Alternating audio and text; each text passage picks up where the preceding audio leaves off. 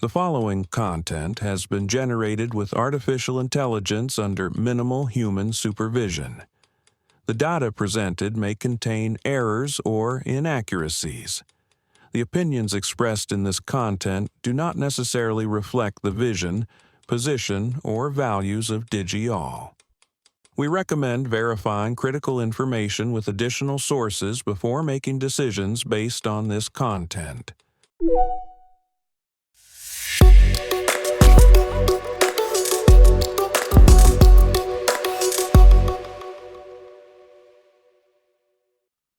Welcome to DigiAll Tech News. Today is December 9th, 2025. I'm Kylie Brooks, and honestly, today's news is a mixed bag. We've got some seriously concerning stuff about AI chatbots and kids, the EU taking on Google again, some cool but not quite ready AI browsers, cybersecurity investments across Europe, and a little crypto action to wrap things up. Let's dive in. Character AI under fire. A 60 Minutes investigation exposes how the platform's chatbots are exposing children to explicit content and normalizing dangerous behaviors. The European Commission launches an investigation into Google's use of online content for training AI models, questioning whether the tech giant is playing fair with publishers and competitors. AI browsers from OpenAI and Perplexity promise to revolutionize how we browse the web, but testing shows they're still buggy and not ready to replace Chrome just yet. ENISA's latest report reveals EU organizations are investing 9% of their IT budgets in cybersecurity, driven by compliance with the NIS2 directive, but talent shortages remain a major challenge. Ethereum gains over 2% after BlackRock files for an iShares staked Ethereum Trust ETF with the SEC. Okay, let's start with the character AI story because this one is deeply troubling. If you're not familiar, Character AI is this chatbot platform that lets you create and chat with AI characters. Sounds innocent enough, right? Well, a 60 Minutes investigation just revealed some horrifying patterns. The platform has 20 million monthly users, many of them kids, and it turns out these bots have been exposing children to explicit sexual content and even normalizing suicide. We're talking about conversations where the AI actively pushes dangerous ideas without the kids initiating them. The case of 13-year-old Juliana Peralta is heartbreaking. She took her own life 2 years ago in Colorado, and her chat logs, over 300 pages, show bots normalizing suicidal thoughts and exposing her to sexual topics she never brought up. Her mum, Cynthia Montoya, said Juliana had sexually explicit conversations with 10 to 20 chatbots, and she never initiated a single one. Researchers Shelby Knox and Amanda Clure studied this for 6 weeks and found harmful content every 5 minutes on average. And here's the kicker. There's no real age verification. They found bots teaching a supposed 15-year-old how to use cocaine, advising a 13-year-old to stop taking antidepressants and hide it from her parents, and developing romantic relationships with 10-year-olds while encouraging them to keep secrets. Dr. Mitch Prinstein calls it textbook predatory behavior. Character AI announced some fixes in October, banning romantic conversations for minors, adding mental health resources, but 60 Minutes tested it and found it still easy to bypass. You can lie about your age, ignore the links, and the suicidal chat patterns persist. Google licensed the technology for $2.7 billion last year and is now trying to distance itself legally. Without federal laws regulating chatbots in the US, this industry is essentially experimenting on vulnerable kids. It's not a bug, folks. It's a feature of prioritizing growth over safety. Now, let's shift gears to Europe, where the EU is once again taking on Google. The European Commission just launched an investigation into whether Google is breaking competition rules by using online content from publishers and YouTube creators to train its AI models, specifically Gemini, without fair compensation or opt-out options. The probe is looking at whether Google is imposing unfair terms on publishers, giving itself privileged access to content for AI-powered search, and using YouTube videos for generative AI training while blocking competitors from doing the same. YouTube creators are required by the platform's terms to allow this use, and Google doesn't pay them for it. EU competition chief Teresa Ribera put it well. AI brings remarkable innovation and benefits, but that progress can't come at the expense of the principles at the heart of our societies. Google, predictably, says this complaint risks stifling innovation in a highly competitive market. They argue Europeans deserve to benefit from the latest technologies, and that they'll keep working with the news and creative industries as they transition to the AI era. This is just the latest in a long line of EU actions against big tech. Google got hit with a €3 billion fine in September for favoring its own ad services. X got fined $120 million for content rule breaches. Meta is under investigation, and Apple was ordered to pay $13 billion in back taxes last year. Even Google's CEO Sundar Pichai recently admitted AI models are prone to errors and shouldn't be trusted blindly. He recommended using them alongside other tools. This investigation is really about whether big tech can just take whatever content it wants to fuel its AI ambitions, or whether creators and publishers have rights that need to be respected. We'll see how this plays out. Alright, here's something that sounds cool in theory but isn't quite ready for prime time. AI browsers. OpenAI has Atlas, Perplexity has Comet, and they're both trying to integrate AI assistance with something called agentic browsing.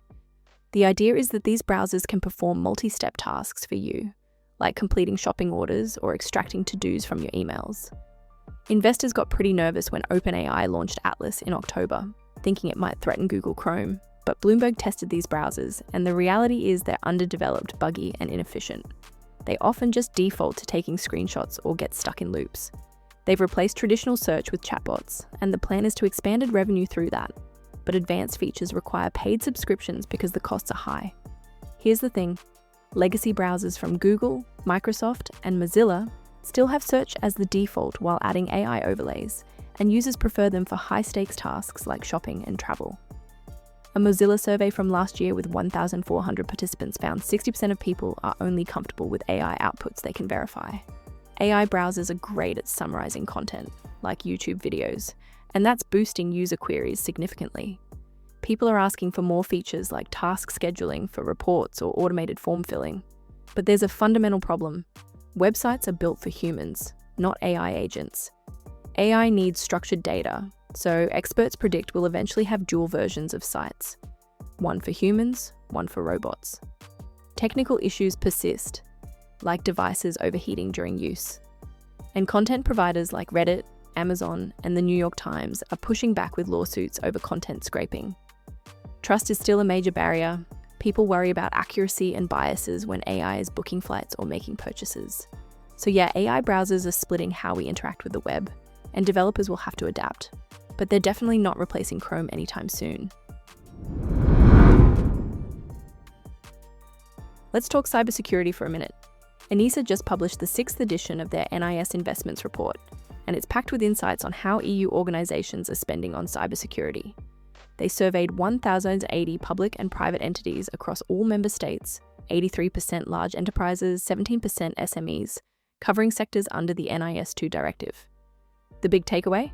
Compliance is driving the majority of investments, about 70% thanks to NIS2.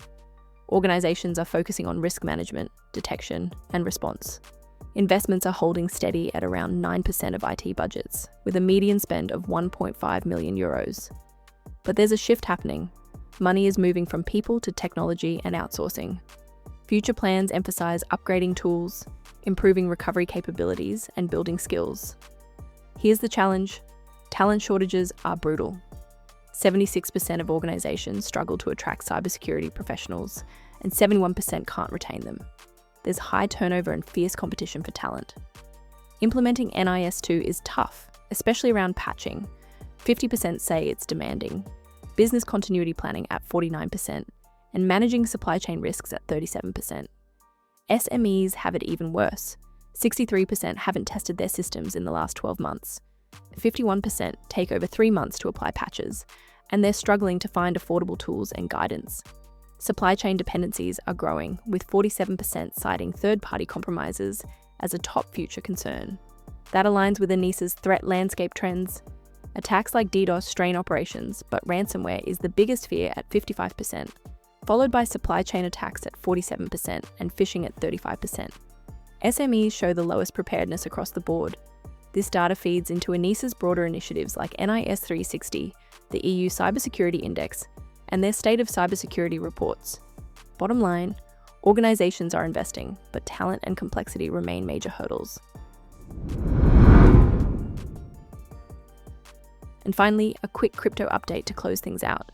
Ethereum jumped over 2% yesterday after BlackRock filed a preliminary prospectus with the SEC for an iShares staked Ethereum Trust ETF. That filing happened on December 5th. By 3:28 p.m. Eastern Time on Monday, Ethereum was trading at $3,129.95. BlackRock is one of the world's largest asset managers, so when they make a move like this, the market pays attention. This is a brief update, and there's no deep analysis here or word from experts on how this might play out long term. The SEC still has to approve it, and we don't know the timeline for that, but it's another sign that institutional players are taking Ethereum seriously, and investors are responding positively. We'll keep an eye on how this develops. So that's where we stand today. AI is bringing incredible possibilities, but it's also raising serious questions about safety, competition, and who gets to benefit. Whether it's protecting kids from harmful chatbots, ensuring fair use of content for training models, building browsers that actually work, securing our digital infrastructure, or opening up crypto markets to institutional investors. These are the conversations shaping our tech landscape. We'll keep following these stories as they develop. Thank you for staying informed with Digital Tech News. We'll be back with more updates as they develop. I'm Kylie Brooks, and this is where technology becomes clear and engaging.